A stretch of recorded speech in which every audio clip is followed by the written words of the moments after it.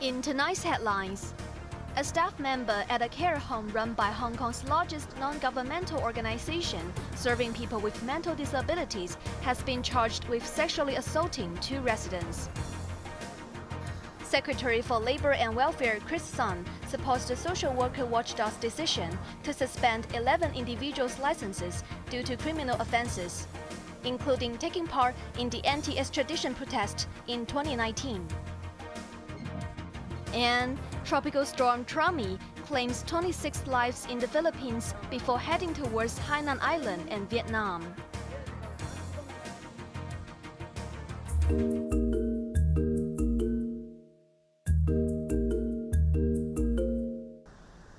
A staff member at a care home run by the Hong Chi Association, which is dedicated to supporting individuals with mental disabilities, has been arrested on charges of sexually abusing 2 residents. The alleged incidents, involving a male and a female resident, both freshly into their 20s and with moderate mental retardation, reportedly occurred in August, but were only disclosed yesterday after a parent inquired about an injury to her son's genital area. Subsequently, the association reviewed the CCTV footage, which unveiled not only the single assault, but also the suspected rape of a young woman. The facility said it had terminated the employment of the 38-year-old male suspect for violating the code of conduct and reported the case to law enforcement and the Social Welfare Department for further action. In a statement on its website, the association pledged to evaluate its protective measures to prevent future incidents. However, the delayed response has drawn public criticism. Welfare sector lawmaker Tik Chi-yuen expressed surprise at the association's handling of the situation, especially given the ongoing support from a dedicated government working group. He also noted similar cases happened at 3 other care homes last month, urging the Social Welfare Department to assess whether past improvement recommendations had been implemented. In response, Secretary for Labor and Welfare Chris San clarified that the delayed announcement was intended to avoid causing unnecessary harm to the victims and their families. However, he indicated that the department will adjust the licensing renewal of the involved facility from every 3 years to annually as a precautionary measure. Kun Yang, Cable News.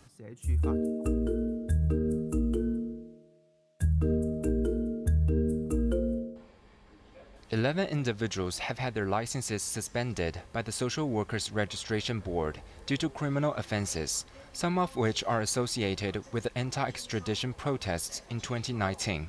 The board emphasized that the crimes committed by these individuals could tarnish the professional reputation of social workers and are subject to imprisonment. Among those suspended, 6 individuals were involved in illegal assembly, facing suspensions ranging from 6 months to 3 years. Others were cited for offenses including contempt of court, theft and careless driving, with penalties ranging from 3 months to 1 year. Chairperson of the board, Herman Hui, said that personnel have been assigned to evaluate past license renewals to determine whether these cases affect the profession's image, particularly regarding issues of integrity or violence.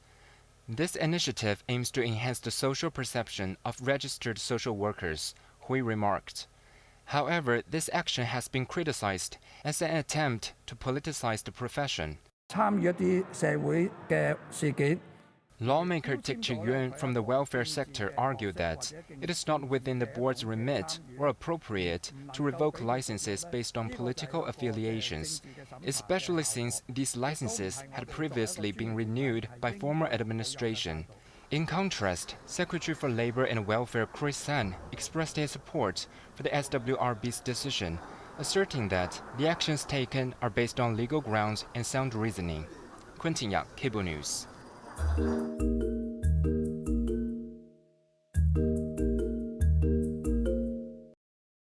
The Ombudsman Office slammed the planning department of lacking deterrence against repeat offenders and criticized the Lands Department's guidelines for handling illegal occupation of government's land for being unclear, prompting the 2 departments to work more closely in dealing with unauthorized land use.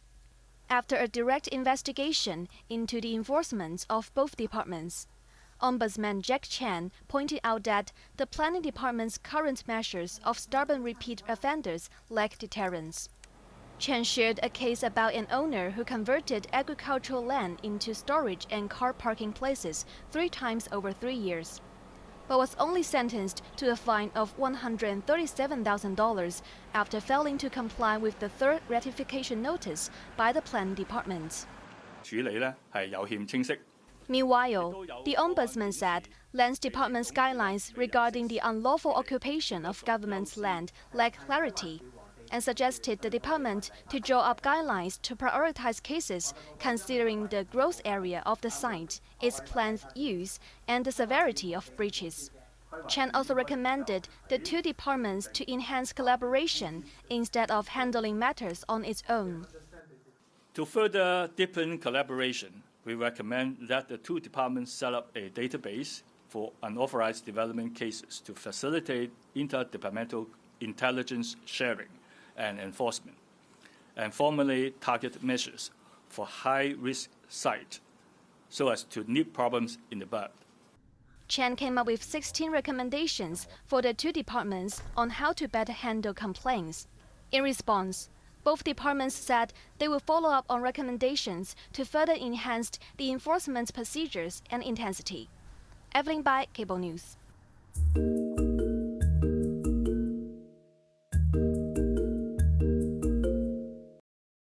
The Development Bureau has proposed an expenditure of $600 to $700 million for building an exhibition hall in Wan Chai, showcasing major development projects such as the Northern Metropolis and the Khao Chau Artificial Islands, with a projected opening date in 2027.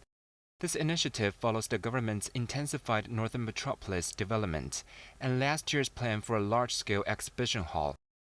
Speaking on a radio program, Development Secretary Bernadette Lin acknowledged public concerns regarding the project's financial implications, as well as the choice of the location, with some people recommended it to be built in Northern Metropolis.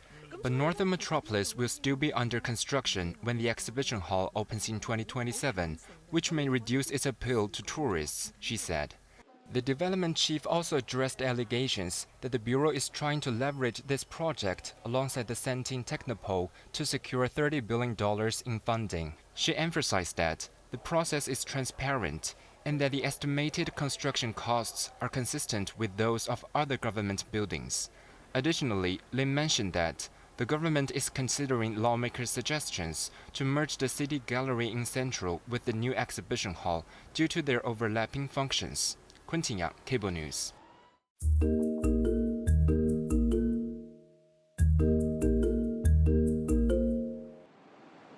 International cruise Silver Nova made its inaugural visit to Hong Kong, with nearly 500 cruise passengers on board paying a 2-day visit in the city. At around 6 a.m., the cruise made its maiden appearance in Victoria Harbour and moored at the ocean terminal in Tsim Sha Tsui. To welcome its first visit to Hong Kong, the tourism board organized a lion dance performance, attracting passengers to snap photos on the balcony. After disembarking and completing immigration procedures, each guest received a recycled xiaolongbao bag as a souvenir. Some first-timers to Hong Kong were excited to get about the city. Well, we're going to go to the Manho Temple today, and we're going to go up to the tram up to Victoria Peak, and then we're going to do some shopping, and looking forward to some dim sum. I've heard that you have the Wine and Dine Festival. Yes, that sounds very exciting. Yeah, we're looking forward to that, yes. Hong Kong is just one of these cities that you have to have seen once in your life, at least. And I think 2 days is not enough. I think we should at least spend 2 weeks here, but the ship is leaving tomorrow. The cruise is scheduled to depart the city on Friday night for Ho Chi Minh City in Vietnam. Meanwhile, the ocean terminal has welcomed 48 cruise arrivals this year, marking a 65% increase compared to last year.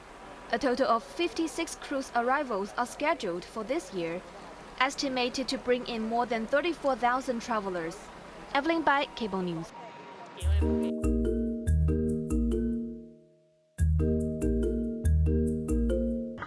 tropical storm Trami left a trail of destruction in the Philippines, claiming 26 lives and forcing the evacuation of more than 150,000 people.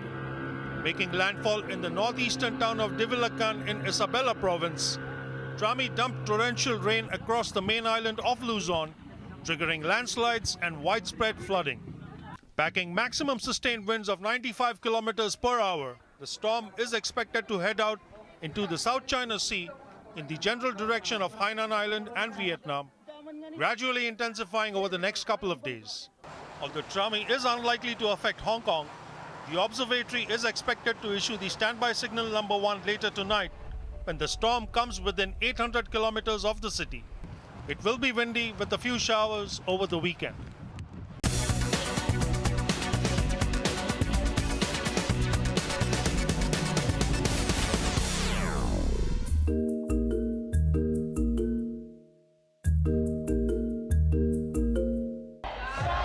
Chinese autonomous driving technology firm Horizon Robotics shares jumped in the Hong Kong trading debut, marking a second successful initial public offering in one of the busiest weeks this year on the city's bourse. Horizon's shares opened at $5.12, a 28% jump from the IPO price of $3.99. The shares at one point soared almost 40% from the IPO price and finally settled at $4.10, up 2.8% from the listing price. Excluding handling fee, the book gain was $66 per bought lot size of 600 shares. The listing is Hong Kong's second largest this year after Media Group's $31 billion jumbo deal last month, and also the second this week after China Resources Beverages listing a day ago.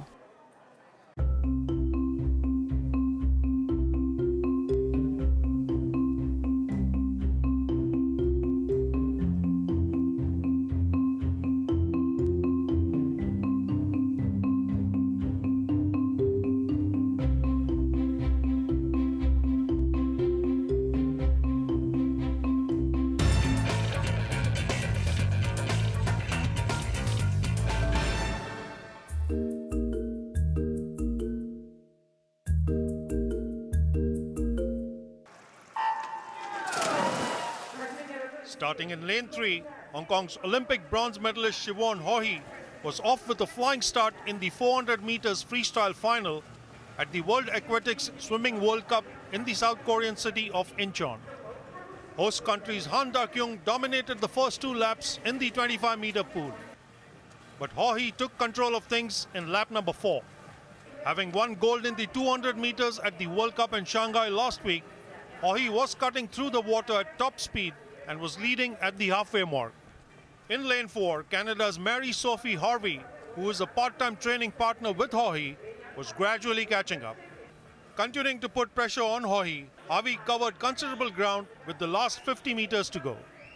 Just 0.3 seconds behind, Harvey torpedoed past Hoi on the last turn. Surging further, the 25-year-old Canadian completed the win in 3 minutes 56.78 seconds, while Hoi had to settle for silver, clocking 3 minutes 58.06 seconds. Japan's Waka Kobori took bronze, homing in 7 seconds behind Harvey.